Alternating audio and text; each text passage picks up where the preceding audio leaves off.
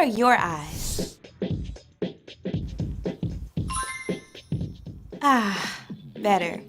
But that's not actually what I mean. I'm talking about what you pay attention to as you go through your day. Do you see that candy wrapper on the sidewalk? The dishwasher that needs to be unloaded? What about the toy lying in the middle of the floor that someone is definitely gonna trip over? Do your eyes pay attention to the kid playing alone on the playground? Or your older neighbor trying to wheel her trash bin up the driveway? All around you, there are things that need to be done, just waiting for someone to step up. And that someone can be you. When you see that piece of trash, toss it in the can. Take that silverware and slide it in the drawer. Pick up that toy and put it away. Invite that kid to join your kickball team. And offer to help your neighbor get her rolling bin back to the house. When you see a need and you make a move to take care of it, that's initiative. It's a great way to show love to the people around you. When you see what needs to be done and do it, others can see God at work in you.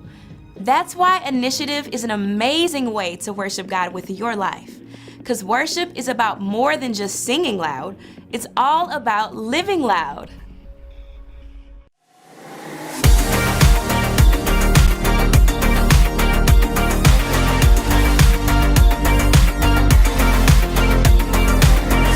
Help me, God, to see what you see. You are doing a great work in me. I've decided I can't stand still. No, you have given me purpose. All my heart is yours. All my life is yours.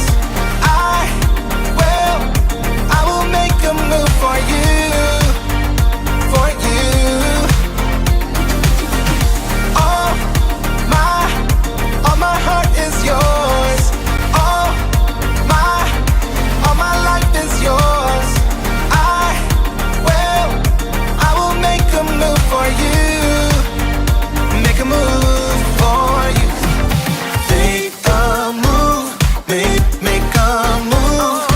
Make a move for you. I will make a move. Make a move. Make a move for you. I will.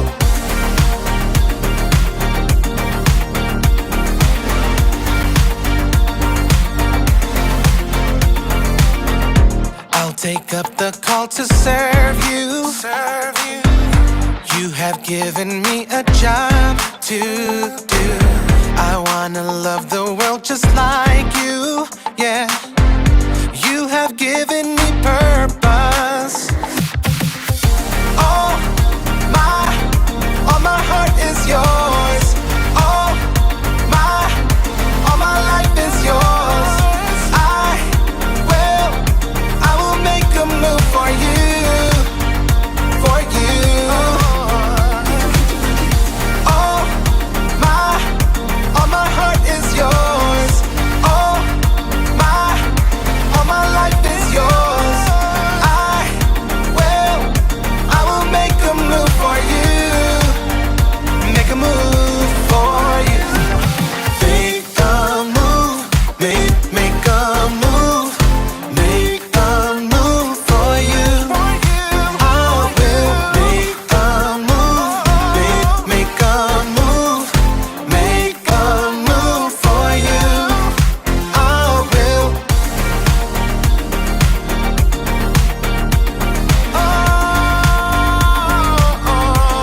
Make a move.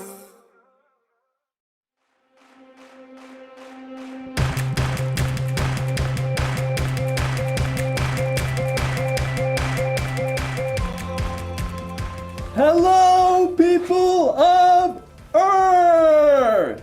It's me! Jacob! Oh, there it is. That's how I... Nope, that's not it, Jacob. Okay. Okay. Nope, it's back on again. Okay. And I am ready for launch. I mean, Not really. I don't actually have a rocket or anything. But I am ready for initiative. Initiative is seeing what needs to be done and doing it. Astronauts are really great at showing initiative. When they see what needs to be done, they don't just ignore it. They do something about it. They even have this thing they do before every launch. It's called a status check. And it works like this. Rocket fuel, check. Oh. Rocket fuel is a go. Red switchy thing, check. Red switchy thing. Red switchy thing is a go. Power thrusters, check. Power thrusters. Power thrusters are a gross. I can't check the power thrusters because somebody left a dirty sock here. Well, can you move the dirty sock? I mean, I could, yes, but it's not mine. I didn't leave it here. And so I don't think it's my job to move the sock. I suggest that we halt the launch until whoever left the sock here comes and gets it themselves. Copy that. Holding launch for a dirty sock. Good. Roger that. I wonder how long I'm gonna have to wait for someone to come get this sock. Probably gonna be here for a while. You know what? Today's story is about a guy who saw something that needed to be done, and he did something about it, even though it wasn't his responsibility. Sounds like a great guy. Will somebody come get this sock? It smells. Some people, am I right? Ugh. The Bible. It's 66 books of history, stories, letters, and poetry that fit together to form God's one big story. The epic adventure of how He created us and loves us so much that He made a way to rescue us. As we travel through the Bible, from Genesis to Revelation, we discover people who met God and found their lives changed forever. Now, for an amazing story. Inspired by the book of Nehemiah, chapters 1 and 2. Over and over, the Israelites promised to be faithful to God.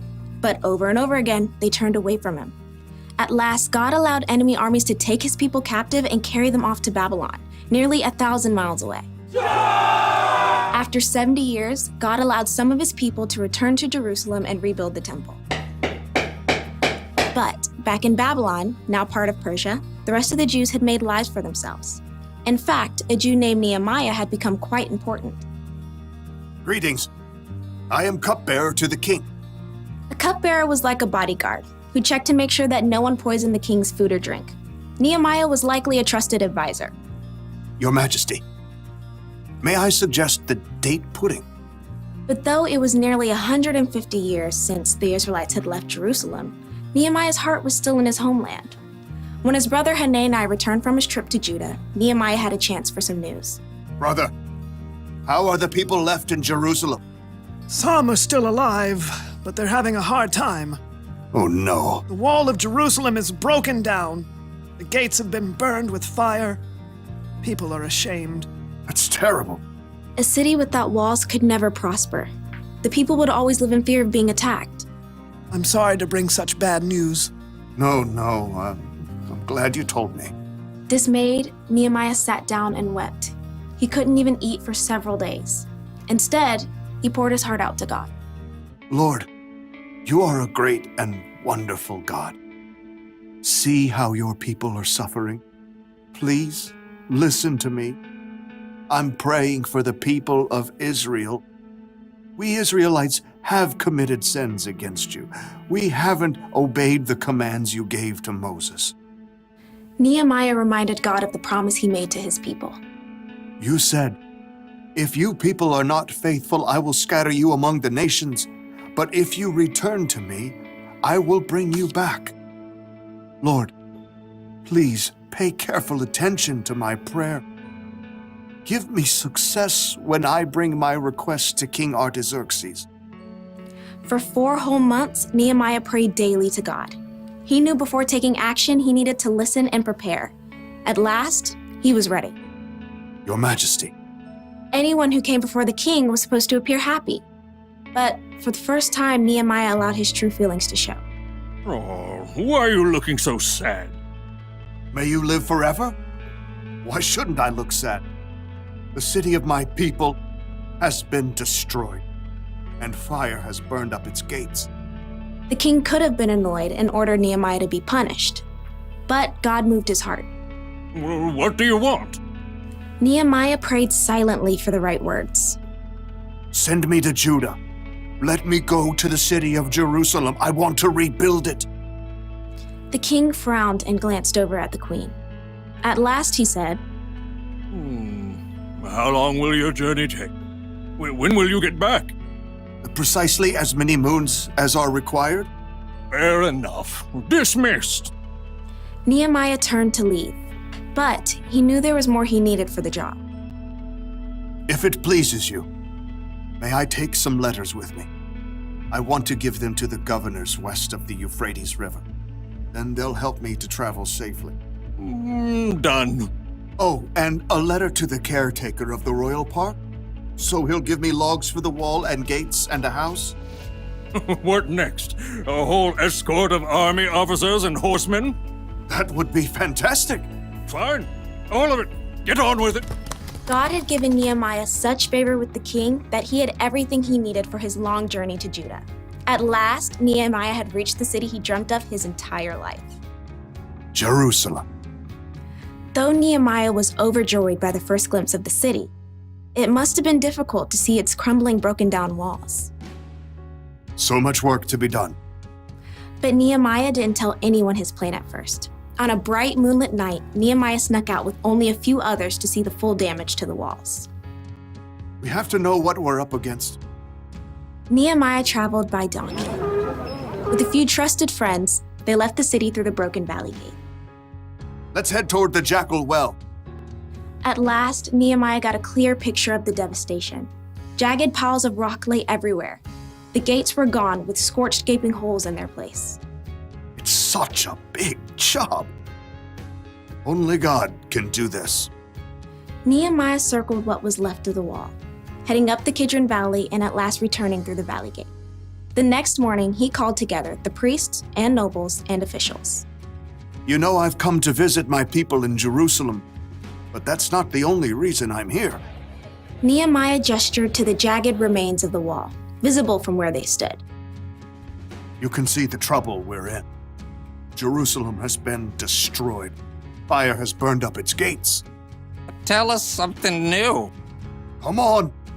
Let's rebuild the wall of Jerusalem. Then people won't be ashamed anymore. Well, I mean, that's something to consider if you think about it. Our grandparents tried that years ago. But God has been helping me. He gave me favor with the king. He'll help us complete the work. So who's in? Well, me.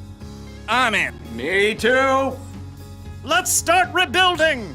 God moved the hearts of the people to help Nehemiah, and together they began the gigantic job of repairing the walls and gates of Jerusalem.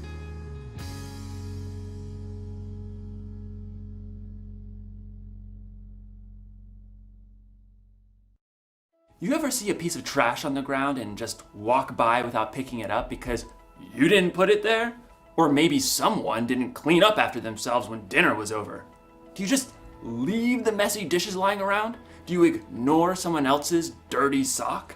A lot of people see what needs to be done, but then don't do it because it's not their job. It's not their responsibility. But showing initiative means getting things done, not waiting for someone else to do it. That's what Nehemiah did when he started rebuilding the wall around Jerusalem. It's what Jesus did too. When he saw a need, he did something about it. He healed people who needed healing. He taught people who needed to learn.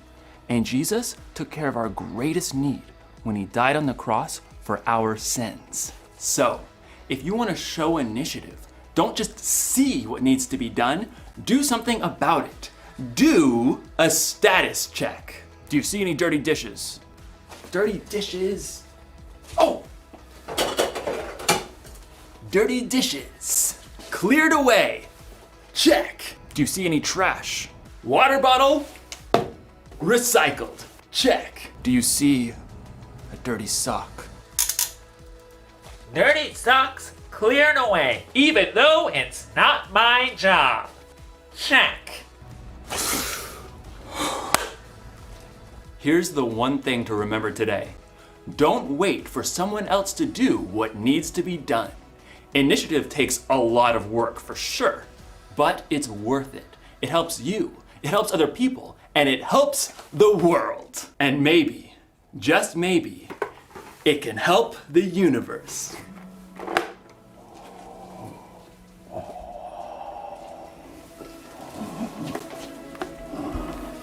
I'll see you next time.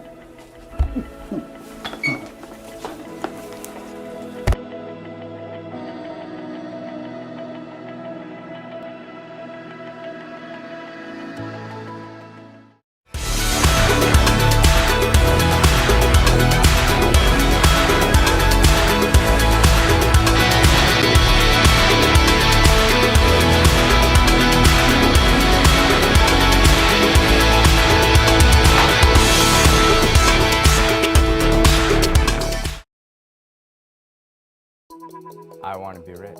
I want to be cool. I want to be pretty. I want to be successful. I want to be cool. I want to be powerful. I want to be rich. I want to be popular. I want to be clever. I want to be successful. I want to be pure. I want to be heartbroken. I want to be merciful. I want to be humble. I want to be hungry. I want to be gentle. I want to be a peacemaker. I want to be persecuted. Just be.